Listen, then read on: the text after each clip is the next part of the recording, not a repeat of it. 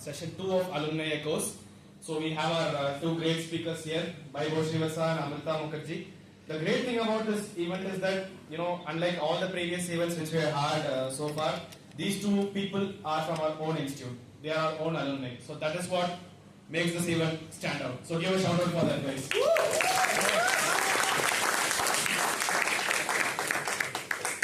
So basically this is supposed to be a panel. I don't know why it was named such. And basically the format is, you will be shooting up questions and they will be answering. And I don't know what else to say. Okay. So to start with, we'll introduce Amrita Mukherjee. She was a major in physics with a minor in CS and she passed out in 2024. She at present is a PhD student at the University of New South Wales and Sydney, Australia. And her research interest lies in astroparticle physics with a specific focus on dark matter. Over to Kriti. So we also have Baibhav Bhaiya, who is a 2023 graduate, and he is currently doing his PhD in Rice University, Texas, USA. His research focuses on the field of terrestrial planet formation. So he already has told you the format of the event. First we will be asking questions that we got from the G form that we released, and then at the end we will have a Q&A session. So let's start the event. If you guys, for a change, make it the first question. If you could go back in time, what are the few things you tell your fresher self besides sleep more? Read more, please.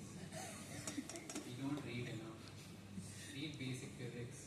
I did not study enough physics, and now I realize when you join a graduate school or PhD, you realize that all the courses that are taught are actually important. They're not taught for no reason. So basic classical mechanics, ENM, whatnot, mathematical methods. Focus on them. I mean, of course, you don't want to memorize everything, but they come in handy. Yes, that's it. And read papers. Initially, it's a bit difficult to read papers, but try to. Read papers. Since he has already spoken about it, I should say something different, of course. So maybe I would say to my fresher self that don't hold yourself from asking questions. So when I was a fresher, I had some issues with asking questions initially because I thought I might be judged and all. But you don't do that here. We don't do that here. So don't hold yourself back from asking questions to your friends or to the professors in any way. Because we have come, all have come here to learn. So. Thank you, Bhaiya. Let's move on to the next question. I'm pretty sure you must be having this doubt that what is the right time to start looking for the internship? So this is the question. What is the right time? When should we start looking for an internship?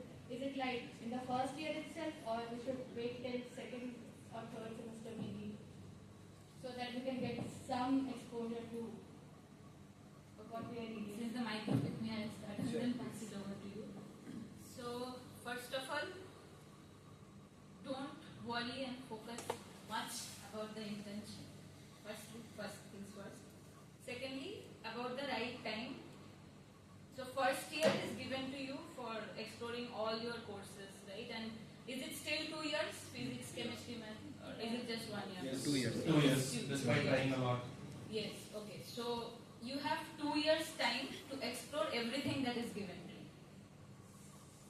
So the best time would be to definitely look for internships only after second year, because in the first year there are many professors who wouldn't even consider giving any internship or project to first year students. So first year is a good time to read by yourself, of course, to understand what you actually want to do, whether or not you want to do physics, because there are many friends of mine who I have seen, they came with the idea that they would major in physics, but later that changed. So that might also happen. So instead of first focusing on the internship, first figure out what you want to do, because there are so many courses offered to you. You might like something else, you might be liking something interdisciplinary. So read as much as possible first in the first year. You can go and talk to your professors directly, your institute professors first, And if you feel that there are not enough topic in the institute, then you can go and approach outside people, but definitely start with your institute. They will be better guiding you. They might ask you to do some reading stuff. If you are confused where exactly to find reading stuff, your professors and seniors might be better people to tell you what to do. And then when you have gained your ground, then maybe at the end of second year you can start looking for internships. And mostly internships would be in the form of reading projects or something like that, and you wouldn't be asked to do anything very intense. So I think that should be the course. We don't have anything to add. Just one thing, that not all programs are internship programs. There are some workshops, there are some coursework that take in first year. It's like, if you have heard of NIUS, I don't know if it's first year. If you're a first year, apply to NIUS, it's a great program. And there are several such programs like that, which are not typically internship programs, but those are for exposure to physics in general or sciences in general. So you can take up those, explore, study, read, whatever. Take up reading projects in the institute if you have a professor who does work interesting to you, because the more you read, the more you explore, the better you would be in terms of understanding, and then you can think of applying for internships. Thank you. The next question.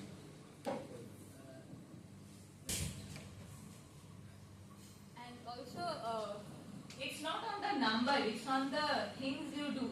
Like, if you have interned in, say, some topic in chemistry. I do not have a question, I just have a request that since the audience don't have a mic, whatever question they're asking, I would like to request people to repeat it and then answer it. Oh, okay, sure. Yeah. So he is asking that is the number of internships directly proportional to the Quality of the institute which you get in. Yeah, so if you have done an internship in chemistry, biophysics, and eventually applying to a university for a particular topic, those internships don't make sense, right? So what you are doing is more important than how many you have done. I would like to add. So, thinking of quality of institute in which you get a PhD is very weird. What you should be looking at is the professor, the kind of work he does, because there are many small universities, there are many universities in India which are not very known that do great research in very specific fields, sure. So, try to look at the group, the professor, maybe the department, and not just on the big names of the universities. Not everyone gets a PhD in MIT. Read. If you read papers, you will find people who write those papers. You will find other papers written by other people in a similar field. So you can contact them, you can look at their departments, you can find other people, so on and so forth. And talk to your seniors. Thank you, Bhaiya. The next question is also related to the internships only. We know that some institutions have portals for applying while others do not. We just cold mail them. But in case an institution has a portal, but we still cold email a professor, are there chances of them making an exception? First of all, please do not cold email anyone. Professors get thousands of emails a day, and if you cold email someone, it will just be irritating them, to be very honest. Email someone only if you are really, really interested in their work, if you have actually done some reading, if you actually know what you're writing in the email. If you just say, hello, and this, and from this, and I'm interested in astronomy, no one would reply to you, I'm sorry. I mean, some great people would, and they would guide you, but those are like 101 probability. Do some reading, do not write cold emails, especially not for a PhD position. That does not work. What was the question again? No, it is that like some institutes have good portals for applying, like fixed portals, and like they have some predefined criteria also. You need this many grades or this many. But what if the student does not meet those criteria, but still he is very damn sure that he needs to do it there? So and can they make an exception if he makes a cold email to them? Okay, no cold emails, but if you actually write to the professor and the professor is interested in you, maybe you would not get in through the program, but you could still get in, maybe without funding or without a stipend. But the professor might take you in. So write an email, but please don't make it a cold email. I guess, yeah. And sometimes it also helps, especially in terms of a PhD position, because applications are costly. So if you write an email to a professor and you realize that he's not taking students, it's good not to apply to that place. So writing an email before you apply for portals is in terms of PhD position. It's better. the professors first and then apply for a position. I have nothing to add. Thank you. So the next question would be, what are your ideas for writing a proper statement of purpose? The most requested question. And especially when you don't know what kind of work, what kind of lab culture the professor has, and you just know what his underlying basic research interests are. Okay, so let me get the question here. This SOP is for PhD positions? No. It's for internships. So for internships you don't... Okay, then we'll make it general. So the portal internships often ask for a statement of purpose or a letter of motivation or something like that. So I never got through a portal by writing a motivational letter, so I might not be the right person to answer this question. Baibhav Bhaiya might. I did not get any internships at all ever. Through portals, NIUS you did, right? But that was not an internship. But he might have some better idea. But in the PhD case, so first of all, while applying for a PhD, you do know what the professor works in. So that thing is eliminated out, that you don't know what the professor is doing. If you are applying for a PhD position, you have to know very well what the professor is doing. Otherwise, what motivation do you even have to write the letter? So first of all, you have to be motivated enough to write the letters, and there is where you do the research. You know what the professor is doing. Secondly, you know the university. What is the university offering to you? And thirdly, you know what you are doing. Whether or not it's related to the goals of the university, goals of the research group you would be applying to. These three, in my opinion, are the first three most important things to start writing an SOP. Because all they need is people who can contribute to their group. So they just don't want to give you a PhD position because you want to do a PhD. They have to like get something from you, right? So first of all, your work should be related to whatever you are applying to. And then you start writing an SOP. And exactly what all points should be covered in an SOP is a long discussion, and I think that should be a panel discussion in itself, and it's also out there on the 137 Inverse website where our seniors have discussed it. So I'll ask you to refer to that, but keep these 3 points in mind. And what else? And I think at this level, I don't know which batch you all are. So is there anyone from 20 batch? No, right? So I think this question would have been more relevant for people in 20 batch because they are applying for PhDs now. And for you people, I think if there's still time to answer this question in a more elaborate way. So just a few things to add. First of all, so after all that, when you write your SOP, please do not lie about the course that you have done, because just doing a course does not mean you know the subject. I have done a GTR course, I know shit. Okay? And secondly, boast about your skills. Skills in terms of maybe you know how to code, you know how to do data analysis, etc., etc. That is important. And do not use generative AI to write emails or SOPs, please. That creates a very, very bad impression, and trust me, it's very clear that you have used Gen. Use it for grammar correction, why not? But use it for maybe writing a small snippet of code, but do not use it for emails or SOPs. It becomes very evident that you have used it. However hard you try, it becomes evident. Especially if it's a professor that has been working for so long, they know that what humans can do and what an AI will do. So yeah, just that. I hope it helps. So moving on to the next question. It is especially for 24 batch and 23 batch.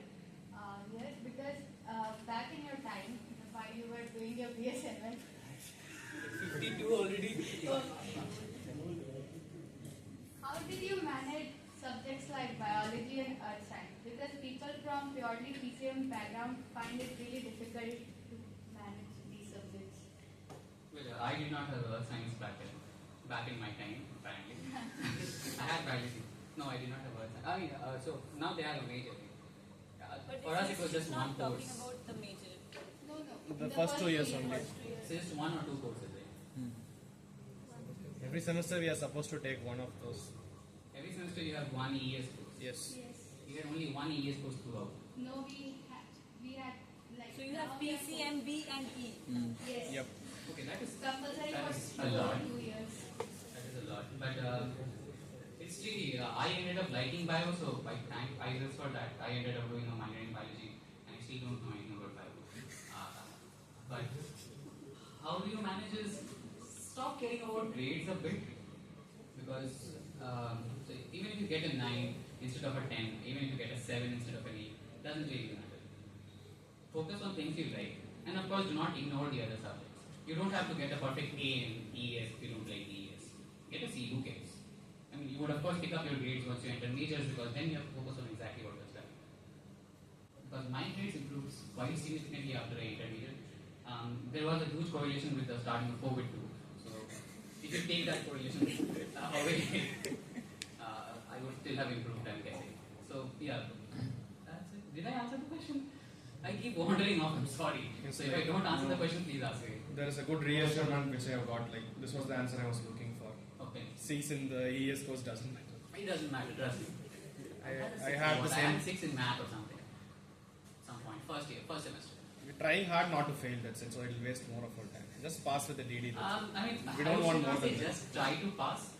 Try to show actual interest, because if you listen to what the speaker is saying, listen to what the professor is saying, you would realize that every course is actually interesting. Every subject is interesting.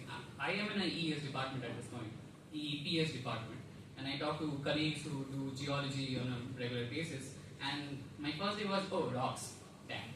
But eventually I realized that it's a pretty rich subject and you might end up liking it, even if you don't want to do research, but you should be open to listening to other fields and just trying to understand what they're doing, because it actually helps you. Yeah. I mean, I have nothing to add, but just I was also from PCM background. I didn't have bio in my plus 2. So yes, I did focus, but the concept of management comes only when you think my grades will go down as a whole, right? Otherwise, what are you managing? What exactly are you trying to manage? So yes, so don't focus on the bio grade or the ES grade, or for those who are from bio, don't focus much on the math grade and that sort of thing. And yes, just like whatever, like you might like some parts of biology, not all of them. Just focus on the part that you like, and that's how I did it and managed to get through in the first. When we say don't focus, please don't fail. Don't quote us. Don't blame it on us later on. Listen to the speaker with interest and try the best you can, but don't kill yourself over it. I have a question. When you say don't focus, you mean still put effort, right? Put effort, of course. Try to understand what they are trying to say. Try to appreciate the subject. Because they might quote you which thing you recorded. So yes, say Political accuracy is very much needed at this point. Just a fun fact, I did not have computer sciences in my 11th and 12th. I had no idea about programming. Today, I write code on a daily basis to do my research. So skills can be developed, skills can be built, even if you realize later on. So that's okay. Take your time. Thank you. So the next question is based on elective courses and minors. Like how relevant are those and to what extent they help you? Because we have been hearing a lot of mixed opinion on this. People regret taking a CS major, CS minor or a bio minor, and they say that like I could have invested my time in something better, or I could have learned this course by myself. So this is specifically for you. Like how relevant and how. So I'll be honest. I'll tell you why I wanted to take a CS minor. Because I liked CS when I was starting my BSMS thing, and then I thought that if I take CS minor, I might be open to working in other areas as well, in case I am not able to hold my interest in theoretical physics for a long time. That is the idea with which I had taken CS minor. Like, I could learn some coding and all that sort of thing, because coding is important everywhere nowadays. But the courses that are being offered now, that has got nothing much to do with coding in general. CS minor is mostly about the hardcore theoretical computer science and with a bit of data science courses. Like there are just 2 data science courses. So at some point I did regret that I had taken CS minor. It did not affect my grades much, but I regret it because I thought I could have given more time to physics then.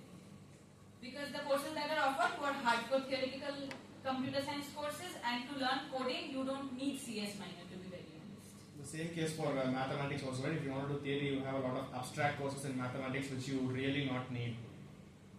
I mean, you can just develop the ways to compute by just going through some math methods books. You don't need to take a specific math minor or course. You will get stuck in a lot of axiomatic approaches. Probably, but since I haven't taken a math minor, I can't advocate for the math part. So I will speak only about the CS thing. I'll be very personal, giving a personal answer in this question, because CS, to learn coding, or the idea that I had in mind before taking a minor was that I want to keep my approach general. That even if I'm doing physics, if I have to code anytime, I should be open to that. But you didn't need a minor to do that. Coding can be learned anywhere, anytime.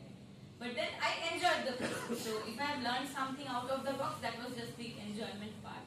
But maybe I don't know if there's a minor in a degree. The grade point of view, does it help you in any way? Now? I mean, in your time, like when you are doing it. So that's what I'm saying. For coding, I did not require CS minor. My CS minor degree is not helping me in physics in any way right now. Okay. So maybe I don't think it will help me in future either. But yeah, I did some data science course. So I have some idea about AI and machine learning. That might help me in doing the physics I'm doing now. But again, data science can be learned from anywhere, anytime. There are good courses for free in Udemy and Coursera and all that sort of thing. You don't need a minor for that. That would be my opinion about CS minor in general. But you might have some different answer. So my answer is exactly the opposite. First thing, you often don't need stuff. I had a biology minor. Trust me, when people ask me why did you take it, I have no answer. I just took it because I liked it. Take courses which you are interested in. Don't think about if you would benefit from them. Learn as much as you can. I'm sorry, I'm preaching like a father or someone here. I'm sorry about that. But I really do feel that if someone told this to me back then, it would have helped me, so I'm telling it to you. Take courses which interest you. If you're actually interested in something and you don't see an application, it's fine. Just because you're interested, take it. Unlike CS, Bio does not, so even I do not use biology, I'm completely out of touch. And I don't remember anything, but I've taken on biology so most of my courses were from IISER, all the evolutionary biology and stuff. And how it helped me, it did not. I just enjoyed it. So take some courses for enjoyment too, it's fine. And if you think that you would have given better time to physics, if you're not enjoying physics, then it doesn't help. Enjoy what you're doing, even in terms of study. That's it. So if you think that it won't be of application anywhere, but you still want to enjoy the course, then you can just take it as an elective, audit it, just sit in the classes. Don't go for the minor then, because minor will come with the idea of sitting for an exam and something like that. So that can be. Okay, thank you. Moving on to the next question, it's related to CSOD. How important are computational skills like coding in physics today? And just this year we saw that the Nobel Prize was awarded for AI work. Okay, I don't think I want to comment on the Nobel Prize. but yeah, it goes beyond saying that computational skills are important as heck. So no further comments on that. You need computation everywhere. The reason is that you can't calculate everything on pen and paper. You need numerical methods. So it's not taking you away from physics in any way. I used to think that doing computation means I am moving out from the real physics, quote unquote real physics. But now I have realized that it's not so. You can't calculate everything by hand. You need to compute, and that's what computations are for. So those skills are important. That's all. Thank you. So the next question is like, were you sure that you wanted to do your MS thesis in this particular topic which you did, was it an impact due to a series of internships or projects which you worked on? Basically, like you were fixed, or like you wanted to do that, or was it an impact? You answer this one. I'll be very honest. I am in this field because I came across a meme. Literally that. I came across a meme, I could not understand the meme. The page was generous enough to give a link to a YouTube video that was explaining the topic. I read through the topic, I found plant formation interesting, and here I am. I could not get internships. I was in general interested in astro, because astro is a very easy subject to sell, and back then exoplanets were a buzzword. So I just came across some talks. I listened to some popular science talks and then some technical talks and whatnot, and that interested me. It was not really an internship for me, but yeah, I think I would have preferred to explore more, because I stuck with one subject and stayed with it throughout, which might not be the best approach. Explore a bit, maybe not astro, explore kindness matter. I've offended a lot of people here, but explore kindness matter if you want to, and see if you like it, and then you can come back. In BSMS, you have some time. In the first few years, explore as much as you can, and then choose what you want to do. I have again diverted, I'm sorry.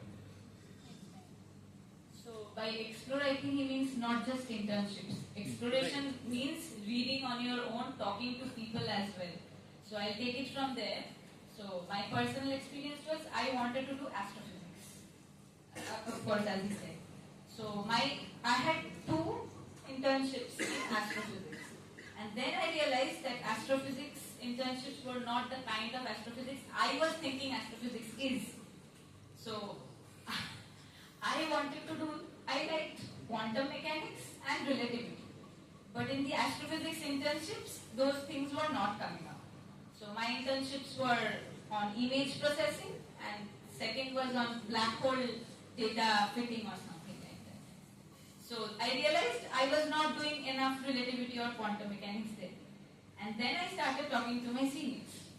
And then they advised me to talk to professors, like Professor Ujjwal sir. And then I went and talked to Ujjwal sir. And then I realized the kind of work he does is what I wanted to do. And that's how I decided to do my MS project in astroparticle physics. And it's very different from astrophysics.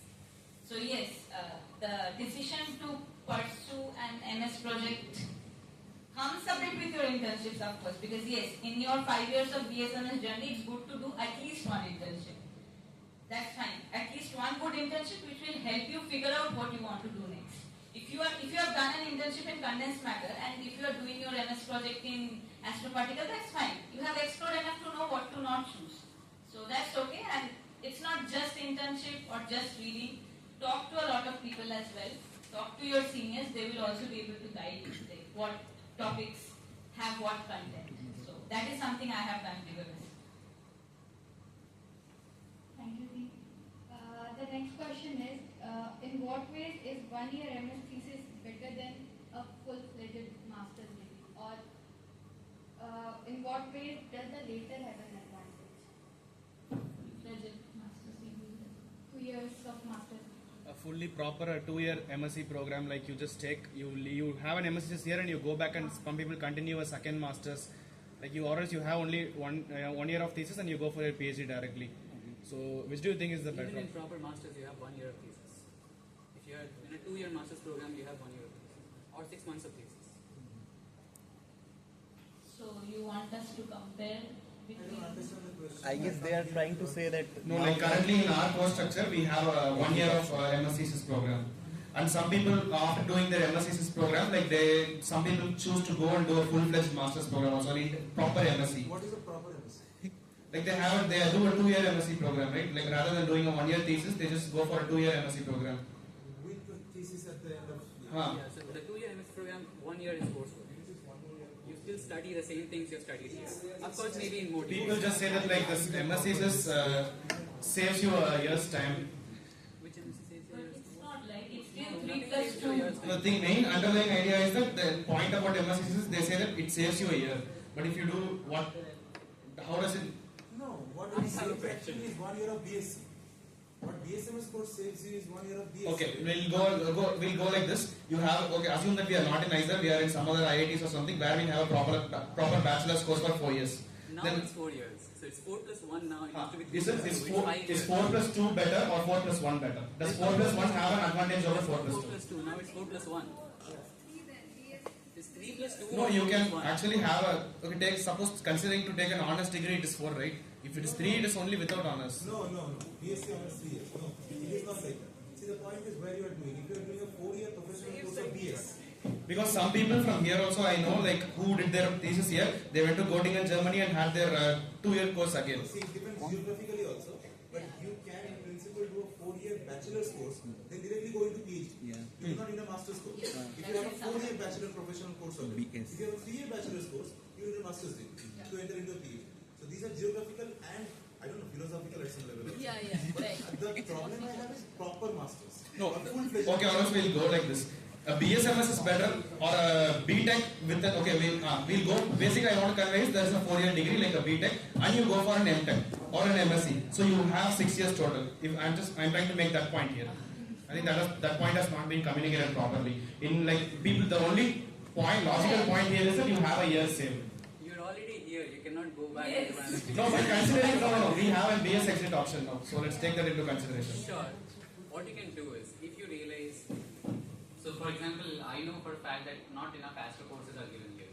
If you realize that you're actually interested in astro, leave with BS, join an astro MSc program. That might help. Joining another physics MSc would not help. Or if you suddenly realize, okay, I want to do economics. Sure, leave with the BS, try to explore your options there. Otherwise, I don't see a difference. Yes, you might see, okay, so if you're preparing for exams like GATE, NET, or those things, a system like IISER puts you at a very bad disadvantage that we don't solve enough problems. What people do for 5 years in an actual physics program, we do it for 2 years.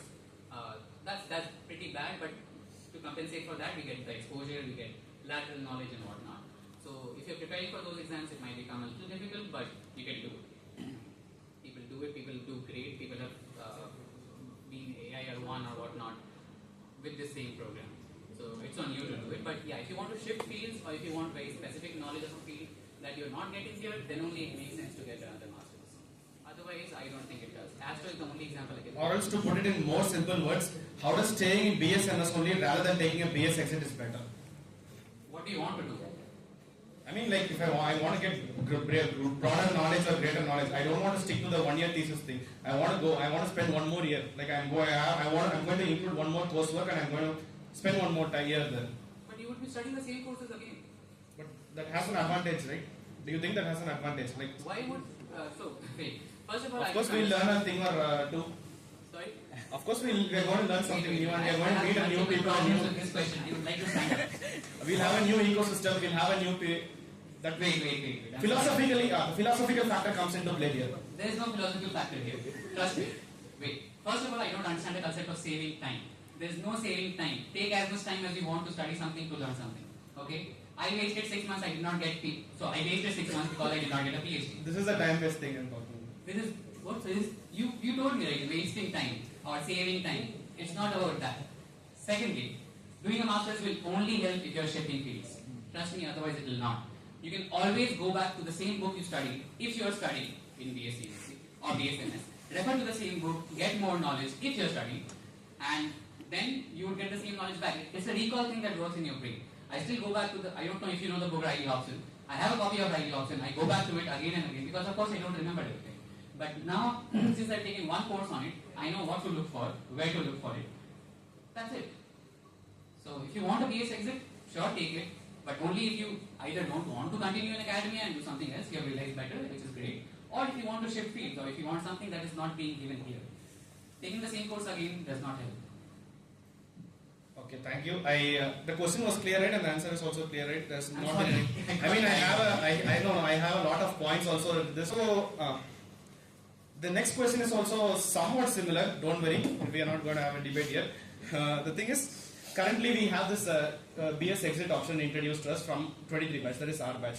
When we take an exit from the 3-year BS exit, we have only a BS exit. We have only get a BS degree. If we take a 4-year exit, we get a BS degree with honors. So some people like just want to take the 3-year exit and go for a MSc, or some people just want to do the stay here and take the 4-year honors one. Like the people who stay for 4 years, like the honors one, is it really good like staying for an honors, like 1 year for honors? Is it really good, or you can just take a 3-year BS exit and go for an MSc abroad? Like, is there? The only difference is the only difference is a 4-year BS lets you apply to our PhD version directly. If you take a 3-year BS exit, you have to do a master's and then apply for a PhD. The system is becoming very similar to the system in US or Europe where you have 4-year BS, and So most of my colleagues in at RISE do not have an MSc at all. They did a 4-year bachelor's program and they directly applied to a PhD. So can I conclude it like this? Like you, since it is an, if you want to go for abroad or like that, then that your honors factor comes into play. That gives you an advantage. No, it lets you apply in India too.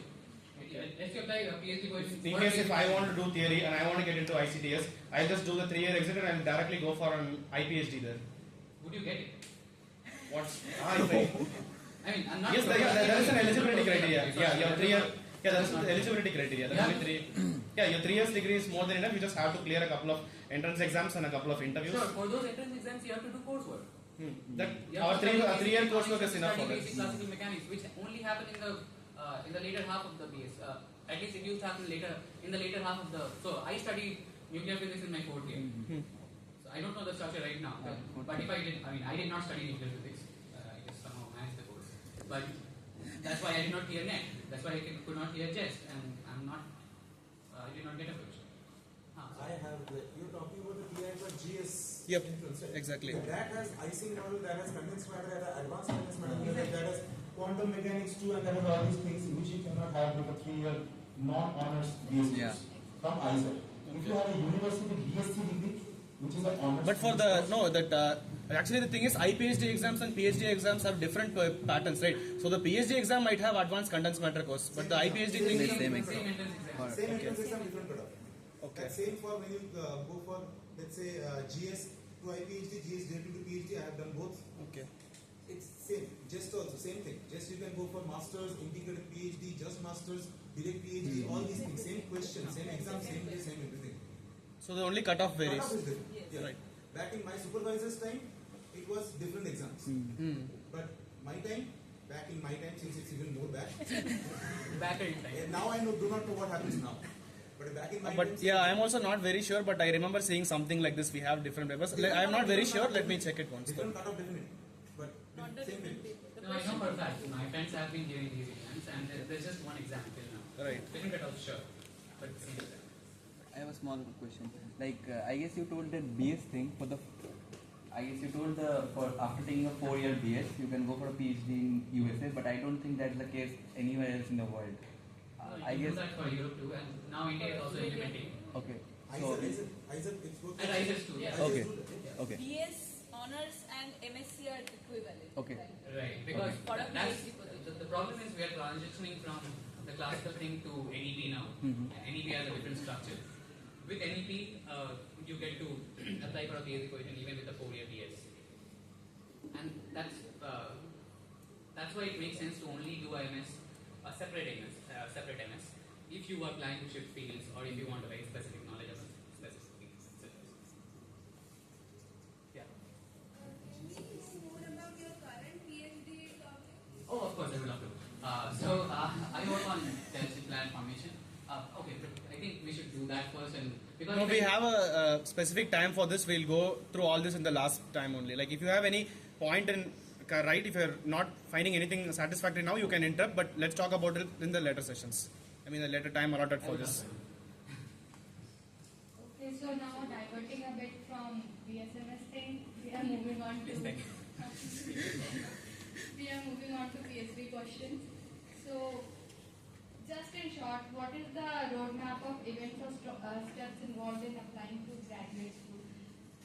I mean, we got that covered in the last Alumni Echoes session also, and it is also available on the 137 Universe website by our seniors, but just can you summarize one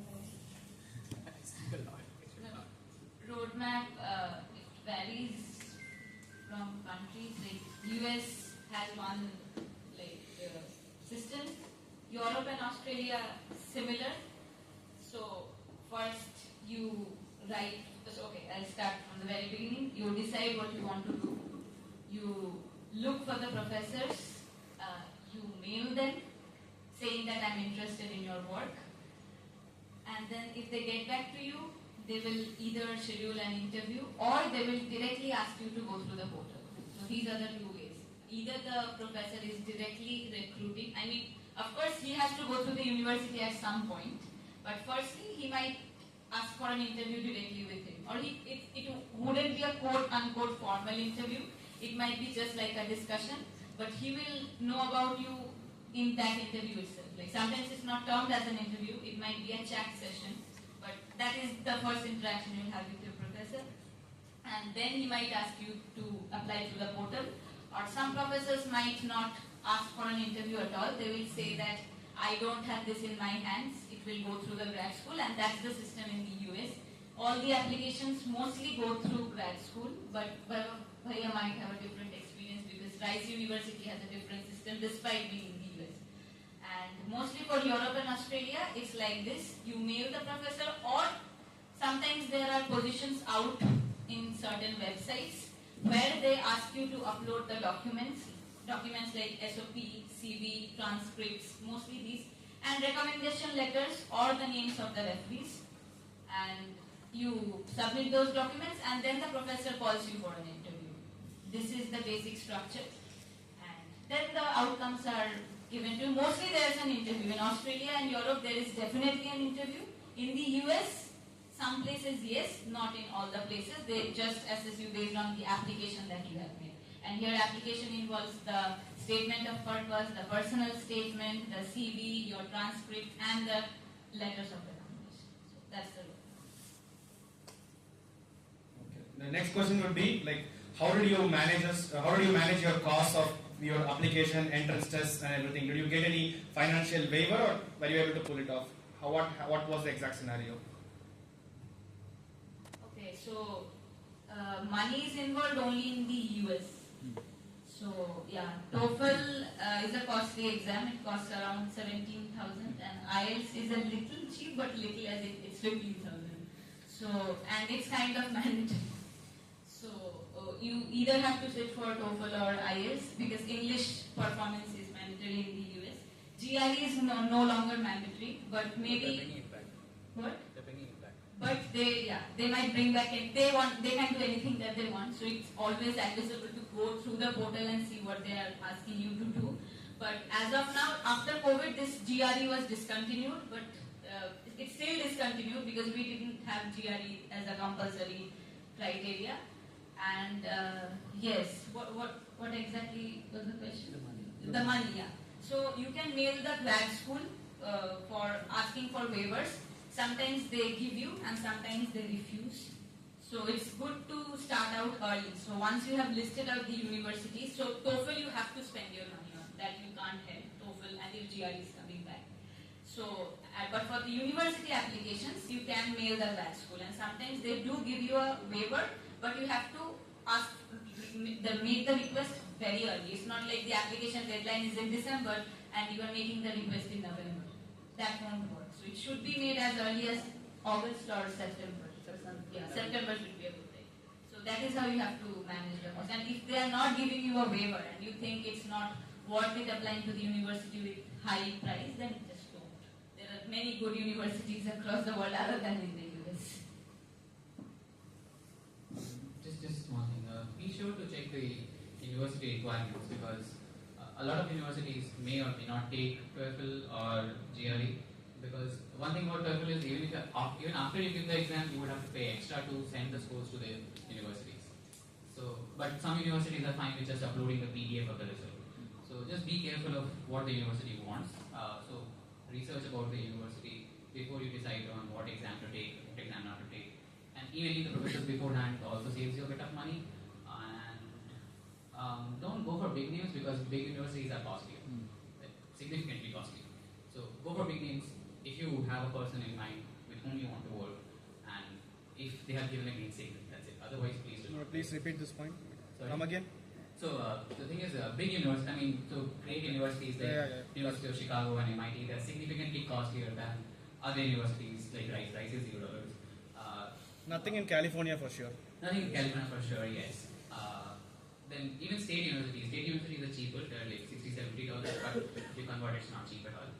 And it's cheaper for them. So yeah, you just email the professors before you go to the application stage. The next question is, any advice on how students without much research experience in their BS service can strengthen their applications? So even if if you do not have much research experience in your internships, I had zero experience. You get some research experience during your thesis. That is very critical. What you learn during your thesis is monumental to your application, because that is the base of what you will be writing. That is the time when you learn the most, you read the most. That directly reflects in your SOP. So do not be disheartened if you do not have a lot of research experience. Sure, it helps. It helps in multiple ways because you know more people, so you have more referees to ask propose from, etc., etc. But yeah, it's not a dead end if you don't have a lot of research experience. And there's no direct replacement of research experience, but you can still compensate for a bit of it by doing reading on your own. We had only a single astro course, and that was also TED. So we did not learn anything from astronomy back then, but there's a significant chunk of the physics majors in our batch who went for research in astronomy just because they did their own reading and they studied the subject on their own because they were interested. So yeah, that's it. The next question is also relating to the money factor. Suppose a student is not, he has a lot of financial demands from his family and he's not satisfied with his PhD stipend. Like how actively can he engage himself in a part-time, or he wants to do some psychom, or he wants to do a podcast series, like maybe anything not related to science or academic or non-academic. How actively can he engage, and how, like what are all the potential money-making aspects? So that depends on your visa status. You can talk about Australia. In US you cannot. I'm sorry, but you're officially not allowed to do any part-time jobs. Your university should be your only source of funding. That's just how the visa is there. You can work during the summers. There are some criteria, this number of hours, etc., etc. But do not expect to get money if you're in the US. It's a capitalistic country. It does not let you have money in your pocket. You want to like run a YouTube podcast series or something like this still? Yeah, that might help, but of course you would have to be good at that and have enough followers and whatnot to start generating money from. So the US is fine unless until you can make money from YouTube and whatnot. They're fine unless until you're getting money from their country directly in some ways. So be careful of your visa status. Verify before you engage in any of these activities because it can lead to people getting deported. So just be aware of things.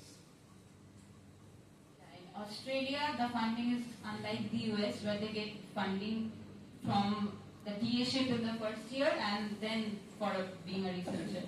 In Australia, you get funded for doing your PhD, and tutoring gives you extra money.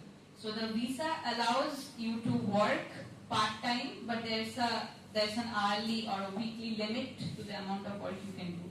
So you can do tutoring in your own university, and that's like, it's pretty easy. Like they give you the tutoring jobs. So that gives you a lot of extra money actually. So that can be done in Australia, but yes, you can't do other part-time in the country. Like that has visa obligations. But I know people in the other department who are doing part-time here in India. As in, online, they are working remotely. And as long as they don't know it, it's fine. But you have to keep it a secret or something like that. So you have to be just careful. But if you want to make money, you can do anything. So even when you work for the university, so even as a TA or RA in the US, you do not get extra money. So you are allowed to work in the summer because your summers are not funded in the US. So whatever money you get would be used for your living and whatnot. I mean, this is not always the case. Guys in the university, guys in the professor, but I'm making a general statement here. So you would never get extra money. If I'm paying next semester, I will be getting the same amount of money that I was getting last year. So it doesn't change in the US. You get whatever your university is offering. So if you're not happy with it, do not join because it will be written in your offer letter and whatnot. So the next question is, how often one can find time for extracurricular activities or your hobbies? Luckily, I don't know about other countries, but I know about Europe because my friends are there, and I know about US. Luckily, it's very different from India. Again, I'm making a generic statement. There are people there who do not respect your personal life, but on an average, statistically speaking, people do have a good work-life balance. You get to do things that you've not done before. I started cleaning, I started cooking and whatnot. So you get the time to do it. But it depends. It depends on your supervisor, it depends on what stage of PhD you are in, because there would be times when you have to work for 12 hours a day, and there would be times when you don't even work for 2 hours a day. Research is not a very typical job where it's 9 to 5 every day. Research also depends on what you have done that day, what are you feeling like. Maybe you want to read, if you don't want to work, it's fine. But I don't know how it works in India. So for that, Ujjwal is different. It doesn't exactly, it depends. If you look at me and try to say, okay, this guy is everywhere on stage, and that's a very bad situation to make. People's lives are mostly miserable. Depends on your supervisor a lot, and I'm a theoretical person. I can work here. If I think Baibhav is speaking there, but I already know this, I can start working here. Experimental people cannot do that. So a lot of constraints here. But I think it's better where you are in. Not enough noses to poke at your business. Exactly. 1.4 billion noses here. True. Not enough noses there. Yeah. So that comes with responsibility, because no one is looking after you. You are on your own. So so be responsible, because you can keep slacking off and not end up getting, and keep slacking off, and maybe you would be told, okay, you're not doing great enough, and you'll be kicked out. They really don't care. So you have to keep on producing. You have to be productive. Do it for your own sake. I mean, the work-life balance in Australia is pretty good. In fact, sometimes they are more laid back. I have noticed this. They're happy-go-lucky kind of people. They like to chill and all. But yes, as long as they work, they do it with a lot of concentration, and they're equally efficient as people who work 24 hours. So they know their job well. So, I would say more efficient. Yeah, more efficient, because if you have time out for yourself, pursuing hobbies and all, you can better concentrate on your work the next day. So I think we had a question over there. Is there a stipend comfortable enough to live off of? Mostly yes. So you might not be saving a lot of money. You can if you want to, but for living in the US, for your food, for travel, for your rent, you get enough money. How does the fire in California affect the stipends? I'm nowhere near California. I'm almost living in Mexico at this point. It does not affect me, but it should not affect anyone, to be very honest. Most of these stipends come from university grants, and if the university is completely burnt down, maybe. But I hope that doesn't happen. I guess UCLA has a lot of damage. Right, but UCLA has a damage in terms of laboratories. I hope somehow the bank is not burnt where they have the money. So yeah, it should not affect your stipend. Yeah, political situations might. Things are changing in the US, be wary. So political situations might actually affect your stipend, your visa status. US is tricky. So if you are actually planning to go to the US, be careful. Yeah, but Australia, I mean, talking about the visa, Australian visa is also like very difficult. I mean, they are trying to cut down the immigrants as much as possible. So visa processing time starts from 1 minute to 1 year, and people don't know when they will get the visa. So you have to be anxious for a long time. That shouldn't stop you from applying, because at the end of the day, everyone knows that they will recruit Indians anyway, but they have to make a fuss. They have to show it to their people that we are doing something to cut down on the immigration. So that might delay the visa process, but rejections, if you are very lenient with your visa application and all, then can be rejection, but not really. So I guess we are done with the questions. Now, do you guys have any other questions? I mean, like, of course, like I am not convinced with one of the answers, which we later, and if anyone else also wants to join the debate, I am very happy, but we'll talk once this gets over. I am not convinced with that. If now we'll have a small Q&A, like if anybody